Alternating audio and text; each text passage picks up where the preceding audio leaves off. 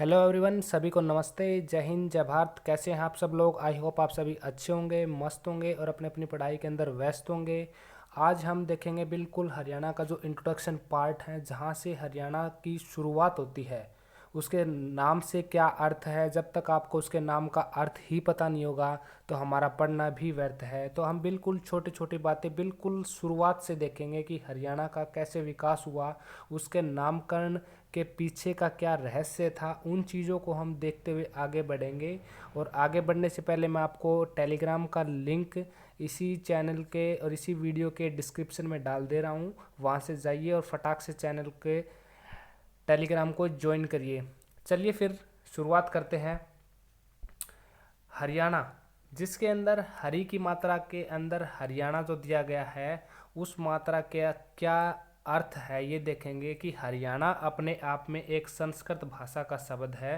ये आप सभी को पता होगा, जो कि दो शब्दों से मिलकर बना हुआ है, हरी प्लस अयाना, या फिर काफ़ी जगह अरण्य भी पढ़ते हैं। तो उसका क्या अर्थ है? हरि का अर्थ है विष्णु भगवान, जो कि आप सभी को पता होगा। और अरण्य या फिर हरियाणा, इसका अर्थ है निवास। इसी को हम कहते हैं विष्णु का निवास, और जो कि हरियाणा शब्द से भी बना है। हरि प्लस अयाना या फिर अरण्य, विष्णु का निवास। काफ़ी बार आपको एग्जाम में विष्णु का निवास न देखने को मिले तो आपको भगवान का निवास भी देखने को मिल सकता है, या फिर भगवान श्री कृष्ण की क्रीड़ा स्थली ये भी देखने को मिल सकता है। इनमें से कोई भी देखने को मिल सकता है कि संस्कृत भाषा का जो शब्द हरियाणा है उसका अर्थ क्या है। तो आप बता देंगे या तो विष्णु भगवान का निवास है, या भगवान का निवास है, या फिर भगवान श्री कृष्ण की क्रीड़ा स्थली से तात्पर्य है। ये डिपेंड करता है आपके एग्जाम के अंदर ऑप्शन क्या आता है, उसके हिसाब से आप पे टिक कर देंगे। नेक्स्ट देखेंगे फिर हरियाणा। बस ज़्यादा फर्क नहीं है, यहाँ पे छोटी ई की मात्रा का फर्क है, यहाँ पे कोई मात्रा नहीं है। तो एक मात्रा हटने से भी शब्द के अंदर कितना चेंज आता है वो देखेंगे आप। हरियाणा ये भी अपने आप में एक संस्कृत भाषा का शब्द तो जरूर है, लेकिन दो शब्दों से मिलकर बना है, हर प्लस अयाना। हर प्लस अयाना से मिलके ये बना है। और हर का मतलब क्या होता है? शिव। शिव भगवान को आपको पता होगा, जिसे कि भोलेनाथ भी कहते हैं। और अयाना, अयाना का अर्थ हम पीछे पढ़ चुके कि निवास स्थान को ही हम अयाना बोलते हैं। तो इसका क्या अर्थ हो जाता है? हरियाणा का अर्थ हो जाता है शिव का निवास। आप देखिएगा कि एक मात्रा के फर्क के कारण ही शब्दों के अंदर कितना चेंज आता है, यह बखूबी देख चुके हैं। एक तो हरियाणा का अर्थ हम पढ़ चुके हैं, एक हरियाणा का अर्थ पढ़ चुके हैं। दोनों अगर आपके अंदर एग्जाम में पूछे जाते हैं तो आप बखूबी बता सकते हैं कि हरियाणा का क्या अर्थ है और हरियाणा का क्या अर्थ है।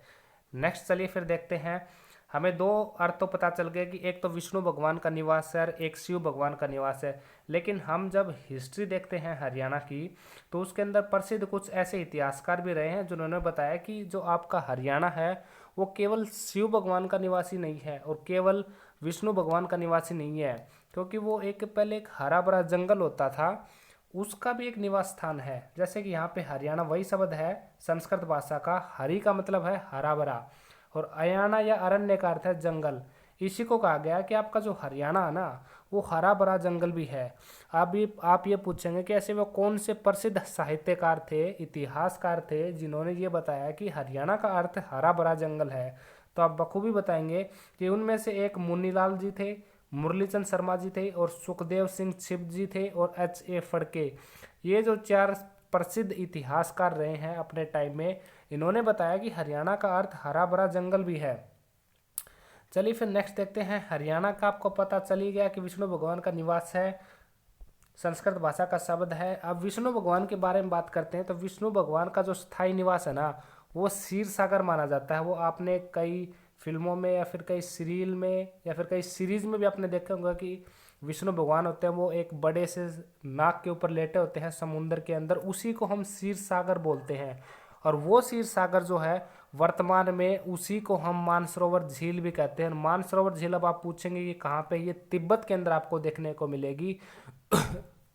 सॉरी, उसी को हम क्षीर सागर बोलेंगे। और उस क्षीर सागर की उत्पत्ति अब आप पूछेंगे, क्योंकि इतना दिमाग हमारा चलना चाहिए कि जब तक चीज़ों की डेप्थ या फिर रूट नहीं पकड़ेंगे कि ये चीज़ें कैसे हुई हैं, कहाँ से आई हैं, तब तक आपका पढ़ना भी व्यर्थ है। अब आप ये पूछेंगे कि जो क्षीर सागर है वर्तमान में, जिसे हम मानसरोवर झील बोलते हैं, उसकी उत्पत्ति कहाँ से हुई है।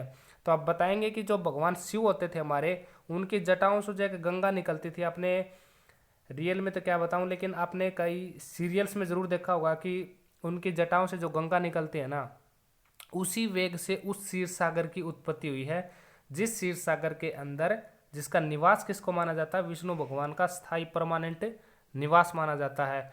और उसी क्षीर सागर के अंदर जो भगवान विष्णु रहते थे, उनकी नाभि से एक कमल का फूल का उत्पन्न होता है। और आपने देखा भी होगा कि उस कमल के फूल से भगवान ब्रह्मा की उत्पत्ति होती है। भगवान ब्रह्मा को जब भी आपने किसी भी फोटो में या फिर कहीं भी देखा है, तो आपको देखा होगा कि वो एक कमल के फूल में ही आपको दिखाई देंगे, मिलेंगे। वो आपको रोज़ के फूल में भी देख सकते हैं, गेंदे के फूल में भी क्यों नहीं दिख सकते। उसके पीछे का रहस्य यही है कि जो क्षीर सागर के अंदर जो विष्णु भगवान का स्थायी निवास था, उसमें विष्णु भगवान रहते थे, उनकी नाभि से एक कमल के फूल का उत्पन्न होता है। और उसी फूल से किसकी उत्पत्ति होती है, भगवान ब्रह्मा जी की उत्पत्ति होती है।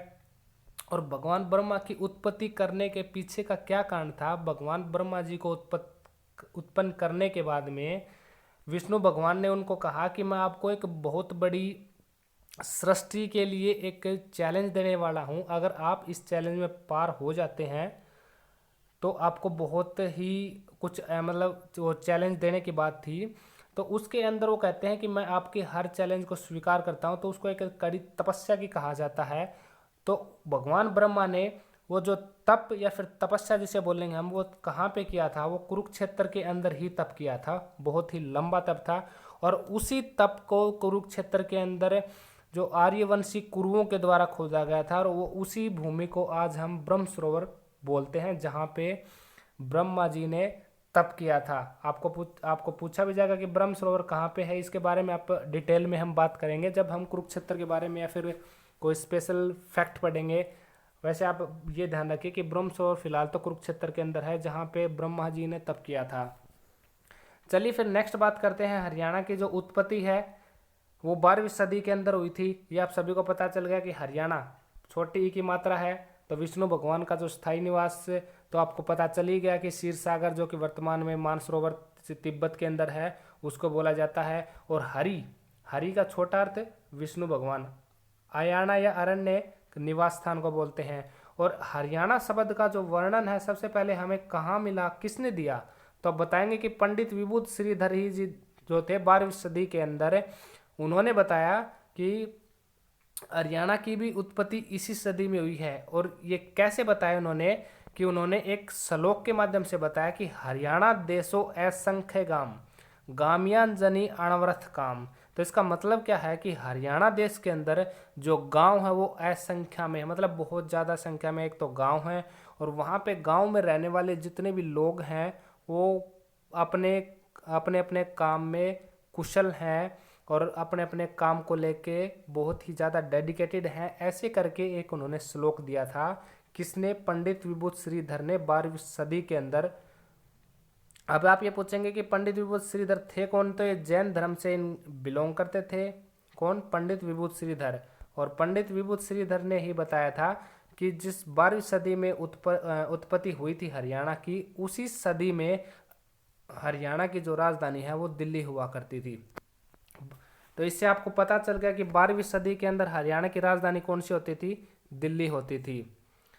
नेक्स्ट बात करते हैं अब हम गठन के बारे में, कि हरियाणा का गठन जो था वो 1 नवंबर 1966 को उसका गठन हुआ था। और जब गठन हुआ तो वो कौन सा राज्य था, 17वां राज्य था। अब आपसे 17वां पूछ सकते हैं कि हरियाणा का गठन 1 नवंबर 1966 को हुआ था, तो उससे एक पीछे भी पूछा जा सकता है, तो आपसे एक आगे भी पूछा जा सकता है। तो आप याद रखेंगे कि हमारा हरियाणा 17वें राज्य के रूप में और 18वें संविधान संशोधन के तहत ही इसका गठन हुआ था। तो 17वें राज्य से पहला राज्य कौन सा था, 16वां राज्य, जो कि नागालैंड। नागा एक वहाँ की एक जनजाति है, इसलिए एक नाम पड़ा। लैंड हम किसी भी धरती या फिर भूमि के पार्ट को हम लैंड बोलते हैं। और नागा जो होते हैं वहाँ की जनजाति के अंदर आप देखोगे कुंडल या फिर जो कड़ित क्या बोले, छोटे छोटे जो नाक के अंदर बीच में मतलब बड़ा उनका प्रसिद्ध वो बोला जाता है। जैसे कि हमारे यहाँ पे नाथ संप्रदाय को देखोगे यहाँ पे, तो कानों के अंदर बड़े बड़े कुंडल देखने को मिलेंगे। वैसे ही नागा जनजाति है, वो नाक के अंदर आपको बड़े बड़े पिन टाइप में आपको देखने को मिलेंगे। और उसी नागालैंड जो कि 16वां राज्य के रूप में गठन हुआ था, उसका कब गठन हुआ? 1 दिसंबर 1963 को नागालैंड बना। अब 18वें के बारे में बात करेंगे तो हिमाचल प्रदेश जो कि 25 जनवरी 1971 को बना। तो 70वें के बारे में आपको पता चल गया, 16वें के बारे में, एक 18। ऐसे ही जीके को आप कोरिलेट करके याद करोगे तो उतना ही जल्दी आपको बेनिफिट मिलने लगेगा। नेक्स्ट बात करते हैं कि गठन तो हो गया और राज्य 70वें राज्य के रूप में हो गया। अब आपसे पूछा जाएगा कि हम कहाँ से अलग हुए, तो आप बताएंगे कि हम पंजाब, जैसे ये पंजाब था और पंजाब का ये पूर्वी पार्ट है, ये वेस्टर्न पार्ट है, पश्चिमी पार्ट जिसे बोलें, तो ये वाला जो पार्ट था ना, इस साइड से हम अलग हुए थे, पूर्वी पंजाब से बोलेंगे। नेक्स्ट बात करते हैं जो हमारा हरियाणा था उसका क्षेत्रफल कितना था, तो क्षेत्रफल आप बताएंगे कि 44,212। किसी भी आंकड़े को अगर आपको याद करना पड़ जाए तो हजारों में संख्या में याद न करके आप डायरेक्ट ऐसे याद रखें कि 44,212 इसका वर्ग किलोमीटर क्षेत्रफल एरिया था। अगर आपसे वर्ग किलोमीटर पूछा जा सकता है तो मील में भी, वर्ग मील में भी याद रखें कि 17,070 वर्ग मील के अंदर इसका एरिया था टोटल। और ये जो था गठन के समय पंजाब के कुल क्षेत्रफल का, जितना भी पंजाब का कुल क्षेत्रफल था जिससे हम पूर्वी पंजाब से लगे, उसका 35.18% रहे हम। और ये भारत का कुल क्षेत्रफल की अगर बात करते हैं तो 1.34%, कितना भारत का कुल क्षेत्रफल की बात करते हैं। अगर हरियाणा की जो क्षेत्रफल है एरिया की अगर बात करें हमें, तो विश्व के अंदर एक डेनमार्क देश है, उसके साथ कंपैरिजन किया गया है कि हमारा जो एरिया है ना वो डेनमार्क देश जितना एरिया है। तो डेनमार्क का कितना है?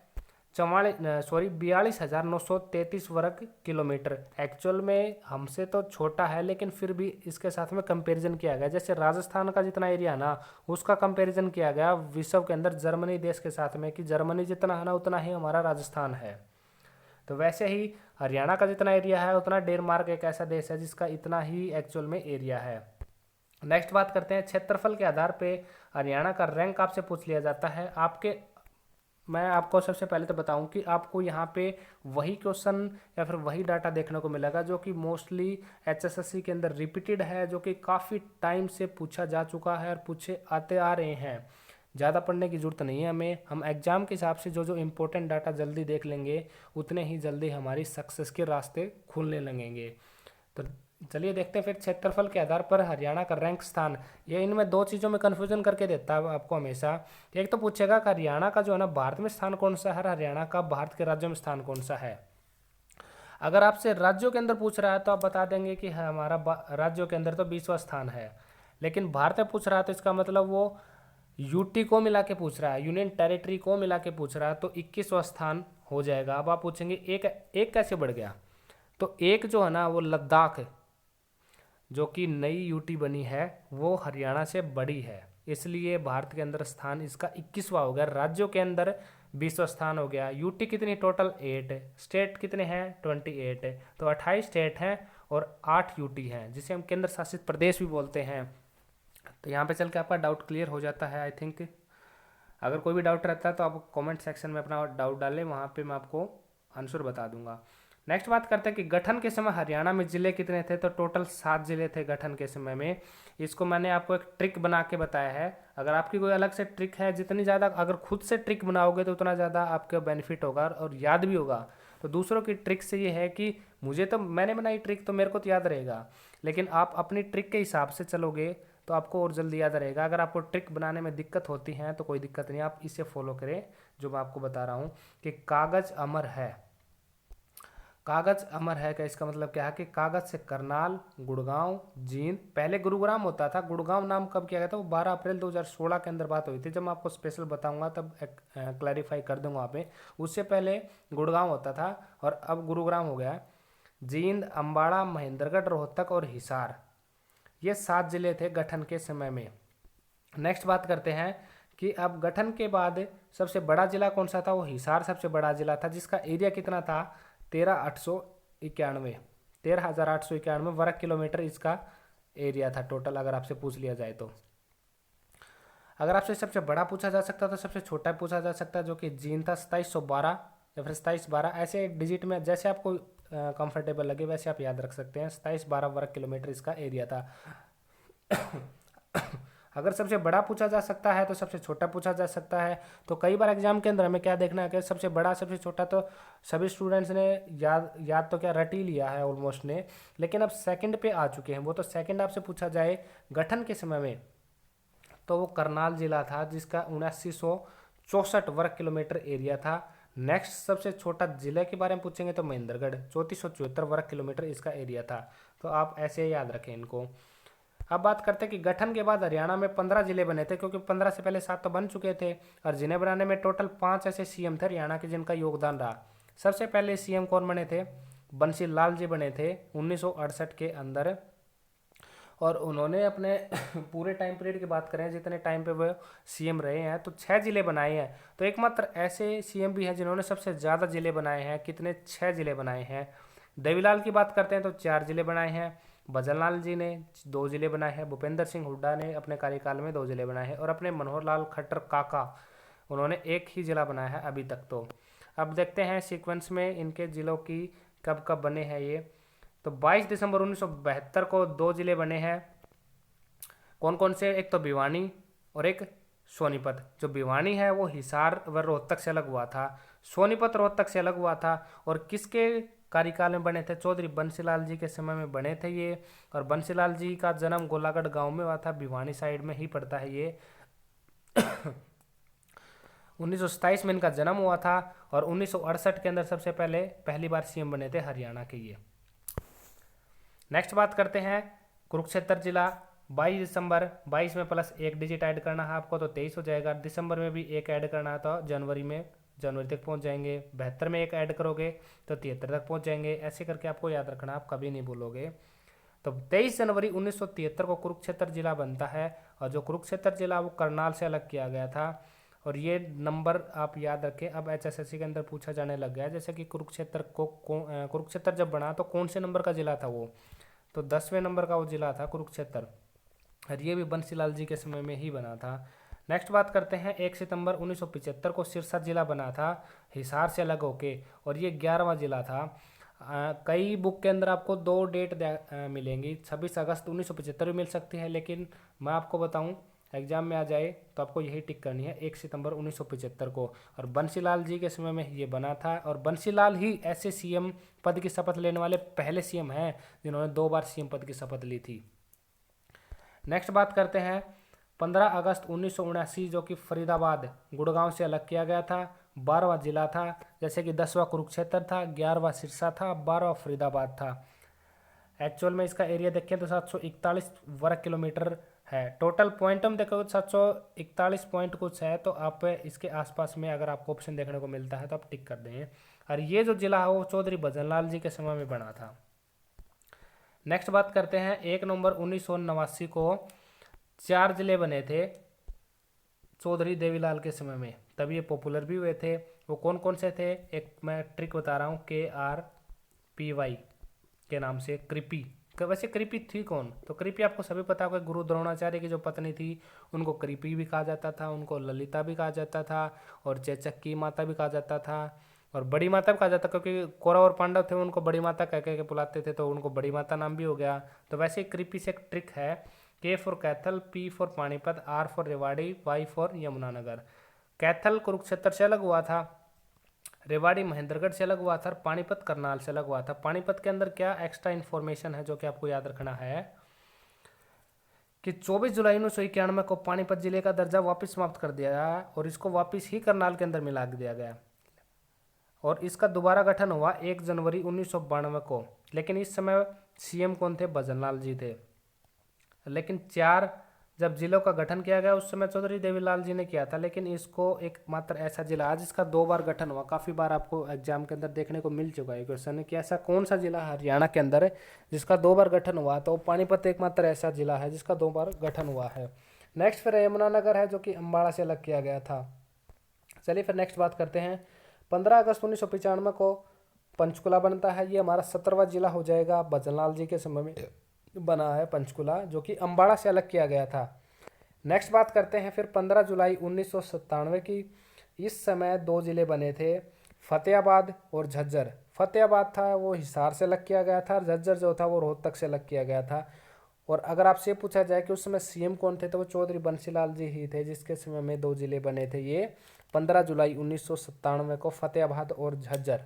नेक्स्ट बात करते हैं फिर 2005 के अंदर डेट अगर आपसे पूछी जाए तो 4 अप्रैल, जो कि मेवात, गुड़गांव और फरीदाबाद से अलग किया गया था। अगर आपसे एक पूछा जाए तो गुड़गांव की ज़्यादा भूमि थी जो कि मेवात को मिली थी, और ये 20वां जिला था। चौधरी भूपेंद्र सिंह हुड्डा जी के समय में इसका गठन हुआ था, लेकिन इसकी घोषणा जो है ना, वो 1 साल पहले 2 अक्टूबर को ही की गई थी। 2 अक्टूबर को जो गांधी जयंती है ना, आज भी आप जाओगे तो उस साइड में अगर आप जाओगे तो हर घर में लगभग महात्मा गांधी की फ़ोटो आपको हर घर में देखने को मिल जाएगी। क्योंकि जब देश की आज़ादी की बात चल रही थी, उस समय हिंदू जो थे पाकिस्तान साइड से पलायन कर रहे थे साइड, और मुसलमान जितने थे वो पाकिस्तान की तरफ पलायन कर रहे थे। तो हमारा देश एक जो कास्टिज्म की भावना से मतलब कि बट रहा था। तो उस समय गांधी जी ने कहा था कि आपके लिए जितनी हो सकता है मैं यहीं पे कोशिश करूंगा, जो भी मेरे से हो सकता है, लेकिन आप ये देश छोड़ के न जाएं। तो जितने भी मुसलमान एरिया आपको यहीं पे देखने को मिलेगा। तो और वो मानते भी हैं महात्मा गांधी के विचारों को, तो इसलिए वहाँ पे हर घर में इनकी फ़ोटो ज़रूर आपको देखने को मिलेगी। और इसकी घोषणा जब हुई ना, 1 साल पहले 2005 से 2004 में 2 अक्टूबर गांधी जयंती के जन्म अवसर पर, तो सत्यमेवपुरा के नाम से हुई थी। और 2016 में इसका नाम नू रख दिया काका हमारे खट्टरलाल ने। नेक्स्ट बात करते हैं 15 अगस्त 2008 को पलवल बना फरीदाबाद से अलग होकर। तो फरीदाबाद था, जैसे कि देखें फरीदाबाद जो था वो 12वां जिला था, और पलवल जो जिला बना था वो 21वां जिला बना है। और पलवल अलग किससे हुआ? फरीदाबाद से। तो पलवल के नंबर क्या है? 12वां। और ये इसका उल्टा कर देंगे तो हम उस पर पहुँच जाएंगे पलवल पे। तो ऐसे करके आप जीके को याद रखें। और भूपेंद्र सिंह हुड्डा जी का जब कार्यकाल चल रहा था उस समय ही पलवल बना था 2008 के अंदर 15 अगस्त को। नेक्स्ट बात करते हैं, ये हमारा लास्ट डिस्ट्रिक्ट है चरखी दादरी। 1 दिसंबर 2016 को इसका गठन होता है, भिवानी से इसको अलग किया गया। और इसकी घोषणा की बात करते हैं तो 18 सितंबर 2016 को इसकी घोषणा की गई। कैबिनेट द्वारा मोहर लगी इसकी 16 नवंबर 2016 को। और सीएम उस समय कौन थे? मनोहर लाल खट्टर जी सीएम थे, जिनके कार्यकाल के अंदर एकमात्र एक ऐसा जिला है जो कि उनका योगदान रहा है इसमें। तो इसमें थोड़ा कन्फ्यूजन भी रहता है सभी को कि एक्चुअल में इसकी घोषणा तो 18 सितंबर 2016 को होती है, आप ऊपर बढ़े तो 16 नवंबर को इस पर कैबिनेट की मोहर लग जाती है। और फाइनली 1 दिसंबर 2016 को हमारा चरखी दादरी, जो कि 22वां जिला है, बन के तैयार हो जाता है। किसके कार्यकाल में? मनोहर लाल खट्टर, जिसको हम काका के नाम से भी जानते हैं, उनके कार्यकाल में ये जिला बनता है। उनका काफ़ी भरपूर योगदान रहता है। तो चलिए फिर आज हम इतना ही बात करेंगे, फिर मिलते हैं नेक्स्ट वीडियो के अंदर। तब तक के लिए अपना प्यार ऐसे ही बनाए रखें, और सभी को जय हिंद जय भारत।